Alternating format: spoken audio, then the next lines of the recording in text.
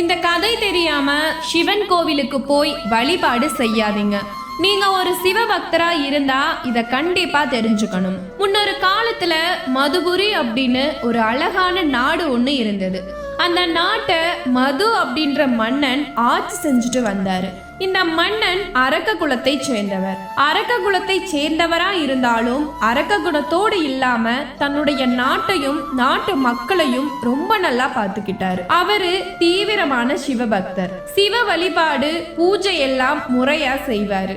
காலை மாலைன்னு இருவேளையும் சிவ வழிபாடு செய்வாரு. நாட்கள் செல்ல செல்ல இந்த மது மன்னருக்கு சிவனை எப்படியாவது நேர்ல பாத்திர மாட்டோமா அப்படின்ற ஆசை அதிகமா வந்தது. அதுக்காக ஒரு மலையோட உச்சியில போய் தீவிரமா தவம் செய்ய ஆரம்பிச்சாரு. மழை, வெயில், குளிர், பனின்னு எதையுமே பார்க்காம பல ஆண்டுகள் அந்த தவம் தொடர்ந்துகிட்டே இருந்தது.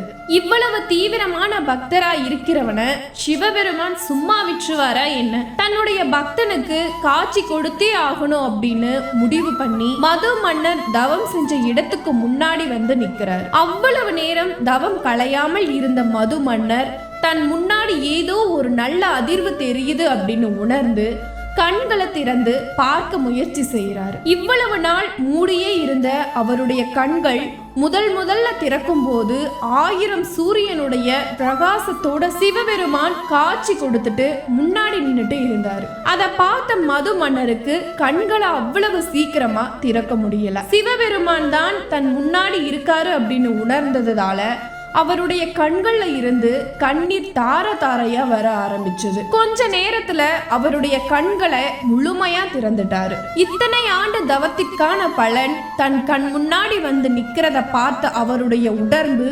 மெய்சிலித்து போயிருச்சு. பேச வார்த்தை இல்லாம திகச்சு போய் நின்னாரு.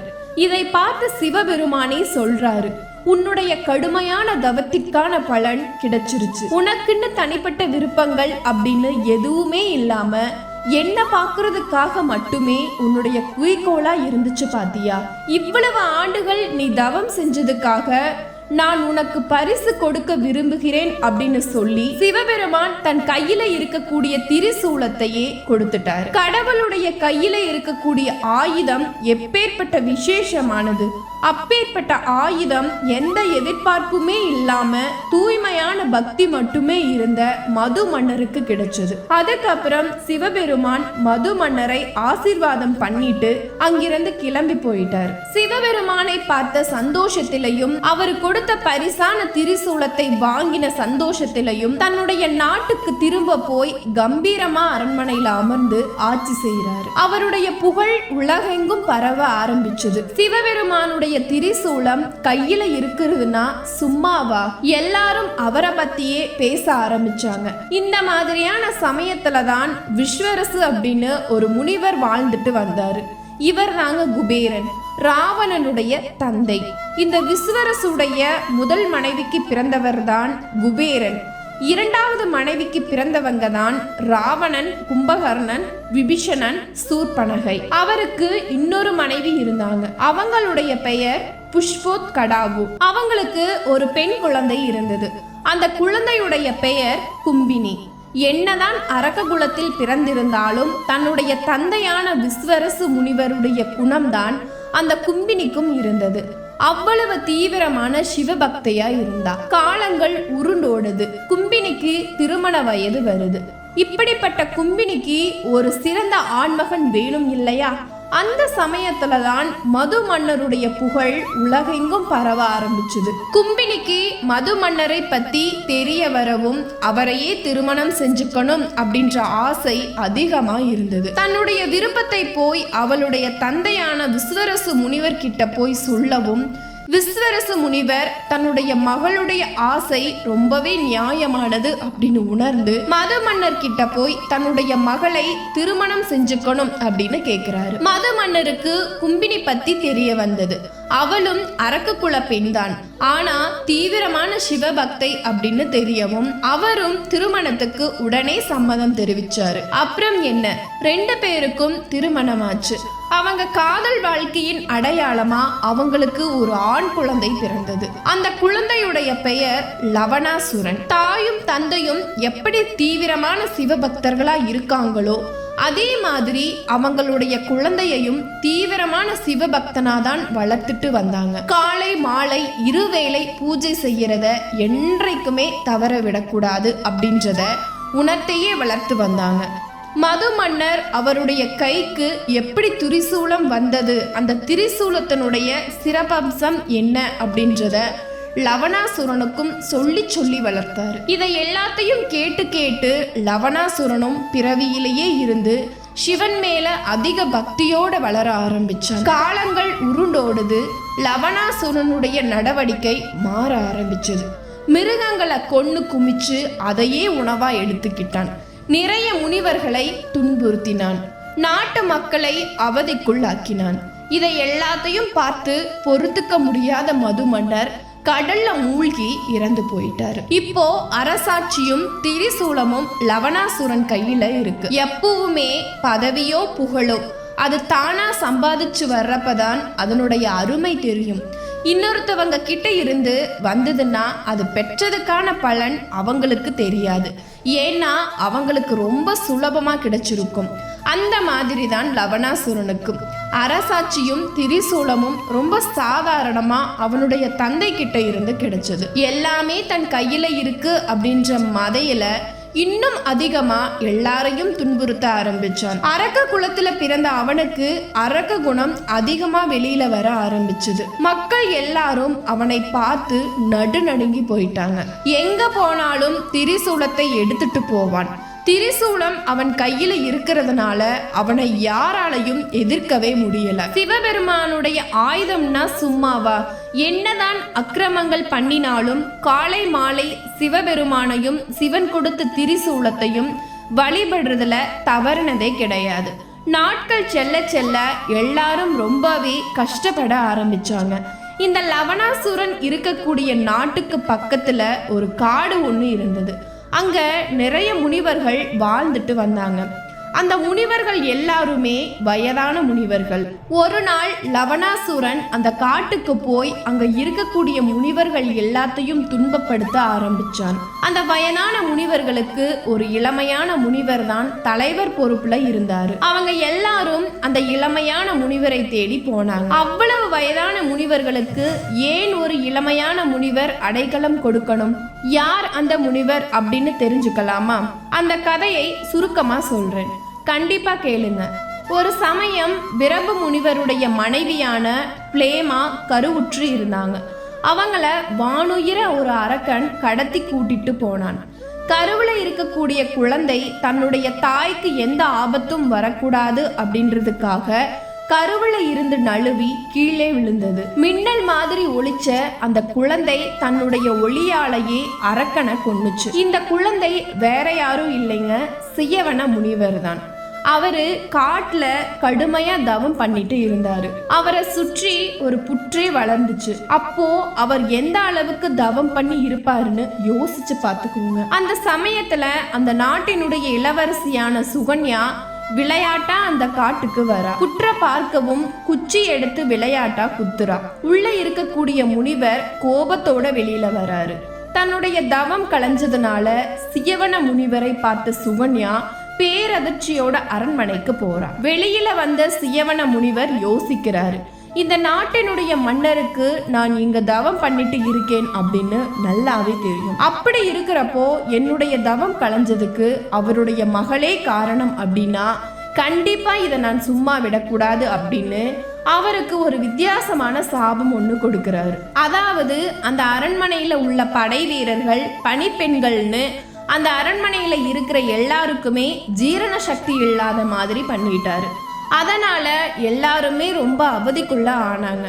அதை உணர்ந்த மன்னர் கேட்கிறாரு, யாராவது சியவன முனிவரை தொந்தரவு செஞ்சீங்களா அப்படின்னு கேட்க சுகன்யா நடந்த எல்லாத்தையும் சொல்லவும் மன்னர் வேகமா சியவன முனிவருடைய காலில் விழுந்து மன்னிப்பு கேட்டு நீங்க என்ன சொன்னாலும் நான் செய்கிறேன் அப்படின்னு சொல்லவும் சியவன முனிவர் சொல்றாரு, உங்களுடைய மகள்னால்தான் என்னுடைய தவம் களைஞ்சது. அதனால அவ என்ன திருமணம் செஞ்சு எனக்கு பணிவிடை செய்யணும் அப்படின்னு சொல்லிட்டாரு. வாக்கு கொடுத்ததுனால மன்னர் வேற வழி இல்லாம சுகன்யாவை முனிவருக்கு திருமணம் செஞ்சு கொடுத்தாரு.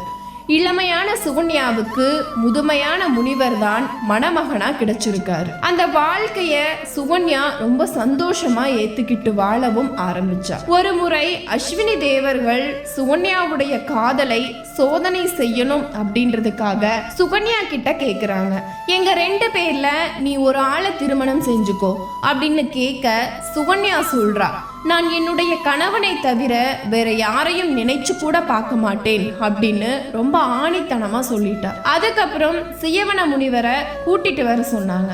நடந்த எல்லாத்தையும் சுகன்யா சியவன முனிவர் கிட்ட சொல்லி கூட்டிட்டு வரா.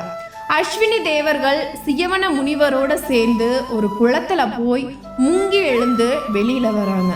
அப்போ 3 பேரும் பார்க்கறதுக்கு ஒரே மாதிரி இருந்தாங்க.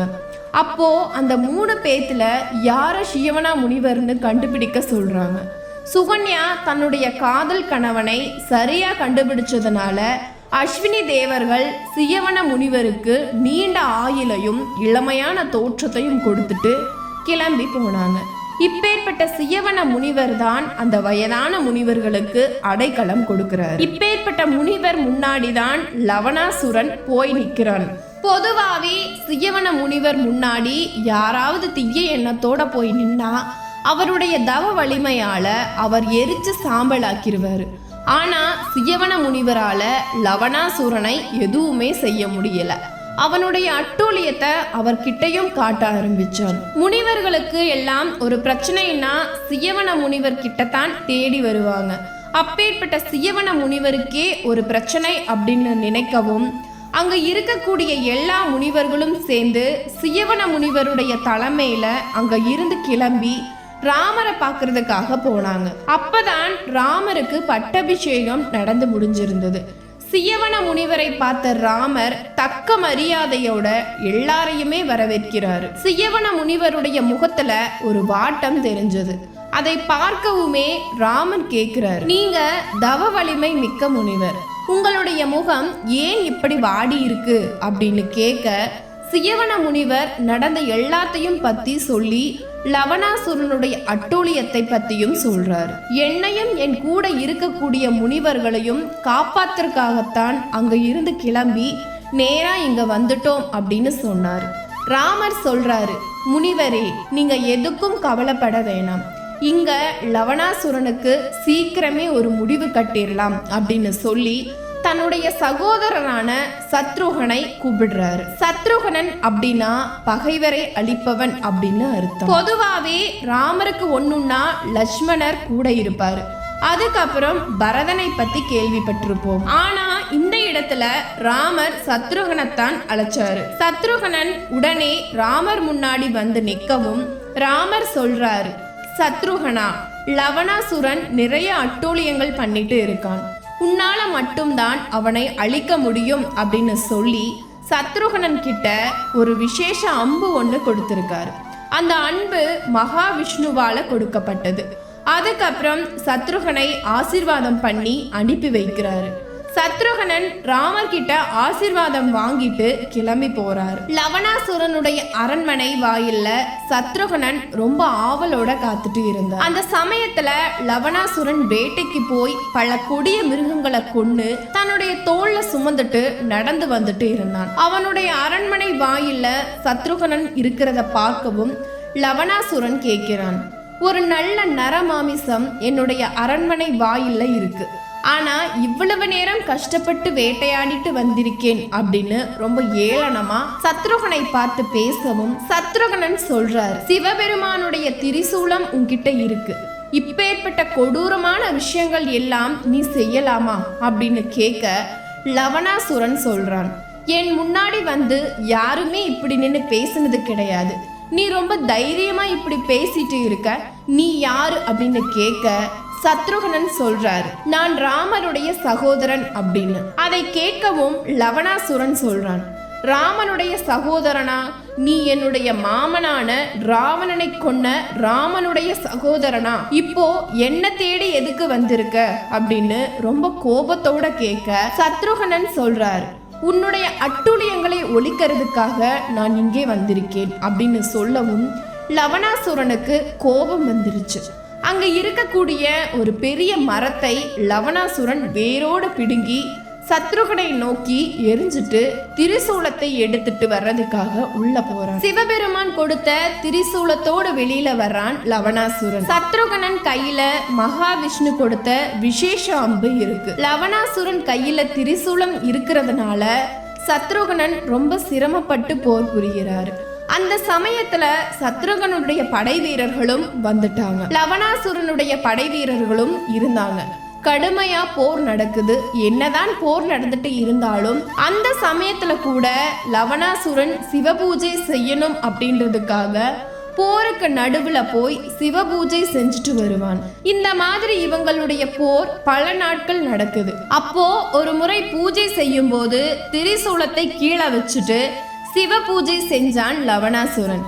அந்த சமயத்தை பயன்படுத்திக்கிட்டு சத்ருகனன் தன் கையில இருக்கக்கூடிய மகாவிஷ்ணுவுடைய அருளால கிடைச்ச அம்ப அப்படியே எய்த லவணாசுரனை அந்த இடத்திலேயே வதம் செஞ்சுட்டான் சத்ருகனன். அடுத்த நிமிடம் திரிசூலம் சிவபெருமான் கிட்டையே போய் சேர்ந்துருச்சு. சத்ருகனன் யோசிக்கிறாரு, நிராயுத பாணியா இருந்த லவணாசுரனை கொன்னதுக்காக அங்க இருக்கக்கூடிய காவல் தெய்வமான புதீஸ்வர மகாதேவ வழிபாடு செய்யறாரு சத்ருகனன்.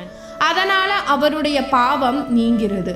எப்படி ராமன் ராவணனை கொன்னதுக்கு அப்புறமா ராமேஸ்வரத்துல மணலிங்கத்தை வழிபாடு செஞ்சாரோ அதே மாதிரி சத்ருகனன் லவணாசுரனை கொன்னதுக்கு அப்புறமா பூதீஸ்வர மகாதேவ வழிபாடு செஞ்சிருக்காரு. சத்ருகனன் லவணாசுரனை கொன்ன செய்தி நாடெங்கும் பரவ ஆரம்பிச்சது. சியவன முனிவருக்கு ரொம்பவே சந்தோஷமா இருந்தது.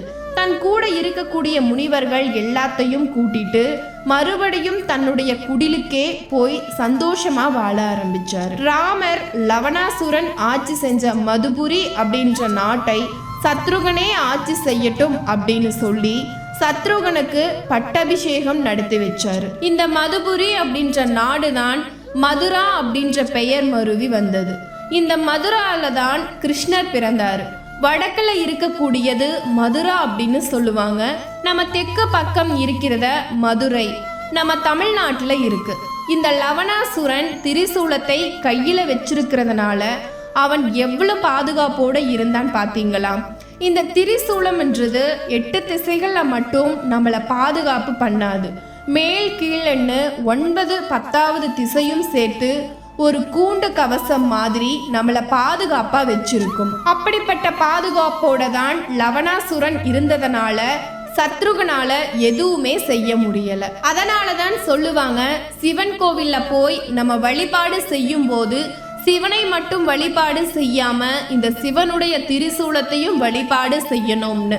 நமக்கு ஒரு கஷ்டம் ஏற்படும் போதோ இல்ல ஒரு பயம் ஏற்படும் போதோ புதுசா ஒரு தொழில் ஆரம்பிக்கும் போது எங்கேயாவது ஒரு இடத்துல மாட்டிக்கிட்டு முழிக்கும் போது இயற்கை சீற்றங்கள் ஏற்படும் போது இந்த மாதிரி எந்த சூழ்நிலையா இருந்தாலும் அந்த நேரத்துல சிவபெருமானுடைய ஆயுதமான திரிசூலத்தை மனசுல நிலைநிறுத்தி பிரார்த்தனை செஞ்சோம் அப்படின்னா அந்த ஆபத்துல இருந்து நம்ம மீண்டும் வந்துடலாம். இந்த திரிசூலத்தை பார்த்தீங்கன்னா அதுல 3 முனை இருக்கும். இந்த 3 முனையையும் 3 உலகம்னு சொல்லுவாங்க. நிலம், வானம், பாதாளம், மற்றொன்று 3 காலங்கள்னு சொல்லுவாங்க. கடந்த காலம், நிகழ்காலம், எதிர்காலம்னு சொல்லுவாங்க. மற்றொன்று 3 குணங்கள், சாத்வீகம், ராஜசம், தாமசம். இந்த சாத்வீகம் அப்படின்னா தூய்மை, அறிவு, அமைதி அப்படின்ற சமநிலையை குறிக்கும். அடுத்து ராஜசம் அப்படின்னா செயல், இயக்கம், ஆசை. இதுதான் ராஜச குணம் அப்படின்னு சொல்லுவாங்க. 3வது தாமசம். இதுதான் அறியாமை, சோம்பல், உறக்கம், தாமதம், இந்த மாதிரியான எதிர்மறை தன்மை. 3 குணங்கள், 3 உலகம், 3 காலத்தையும் குறிக்குது திரிசூலம். சிவலிங்கத்தை வழிபடுறதுனால என்ன நன்மை கிடைக்குதோ அதுக்கு சரிசமமான நன்மை சிவனுடைய ஆயுதத்தை வழிபடுறதுனால கிடைக்கும்.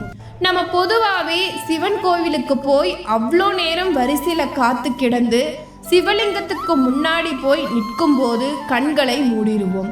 அப்படி செய்யக்கூடாது. சிவனை கண்களை திறந்து வழிபாடு செய்யணும்.